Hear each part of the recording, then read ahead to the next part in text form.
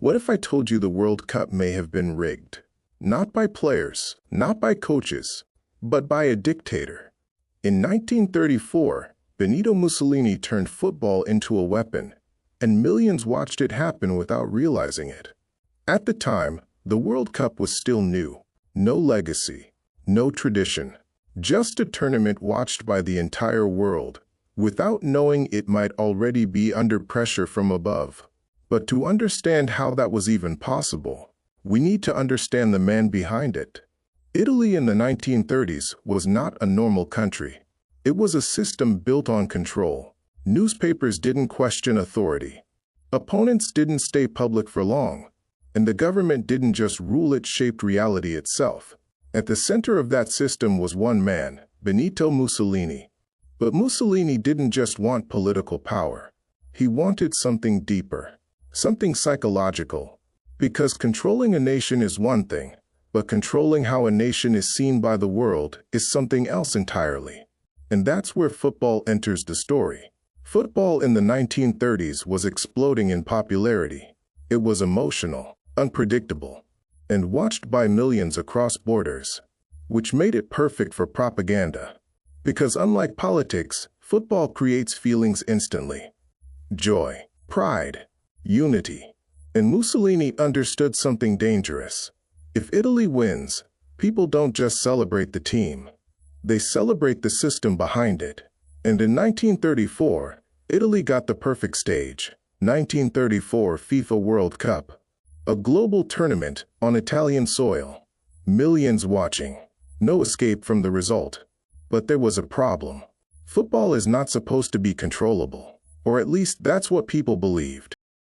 Because once the tournament started, something strange began happening around Italy's matches.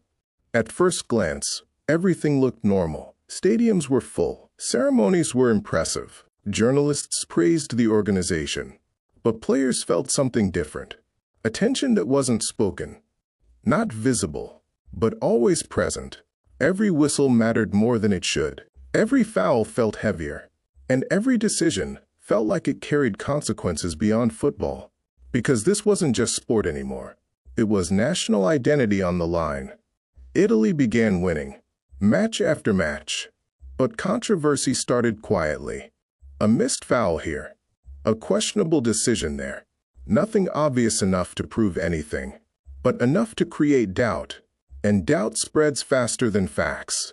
Opponents began asking questions. Why did every close decision seem to favor the host nation? Why did referees hesitate at key moments? And why did Italy never seem to lose momentum?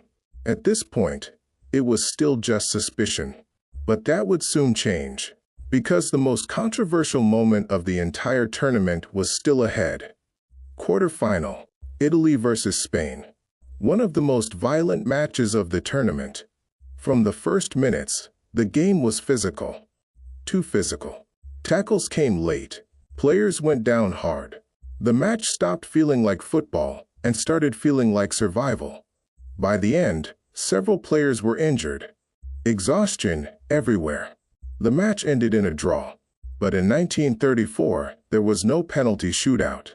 So they made a decision that would change everything. A replay. The very next day. No recovery. No rest. Just pressure. Spain entered the replay already broken physically. Key players couldn't continue.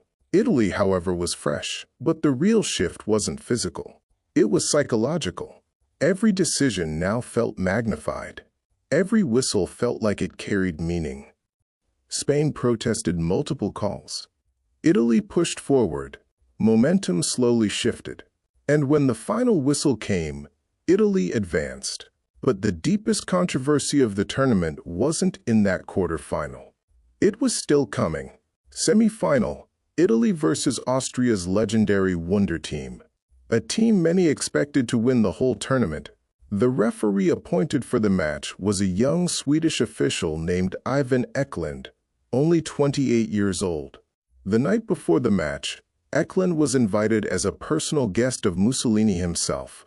What was said at that meeting was never officially recorded. But the next day, on the pitch, the decisions kept tilting one way. An early Austrian penalty claim was waved off. Later, Italy's goal stood despite the Austrian goalkeeper being challenged in ways that today would likely be disallowed. Austria pushed and pushed, but the scoreline never moved.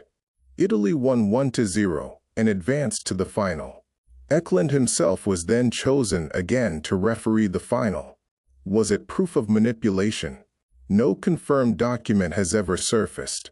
But the pattern was enough to fuel decades of suspicion, and it's still one of the most cited details whenever historians revisit this tournament. Because Italy didn't just win a match, they entered the final. The final match was more than football. It was pressure on a national scale. The entire country was watching. The regime was watching. And so was Mussolini. When Italy scored, the stadium erupted. When they won, it wasn't just celebration, it was political confirmation. The victory was immediately transformed into something else. Posters, newspapers, public messaging, all telling the same story. Italy is powerful, and fascism delivers victory. But Mussolini didn't care only about the trophy. Trophies are temporary. He cared about perception, because perception lasts longer than facts. And once the victory was framed correctly, it didn't matter how the tournament felt. It mattered how it was remembered. And that memory was carefully shaped. So the question isn't just whether Italy won the World Cup. It's what that victory was used to prove. Nearly a century later, historians still debate the truth. Was it influence? Was it pressure? Was it coincidence? There is no single confirmed answer.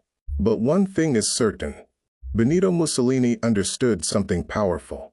That controlling a game can sometimes be less important than controlling the story around it.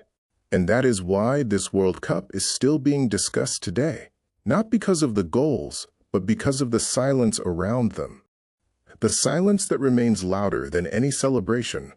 And a story that still has no final answer.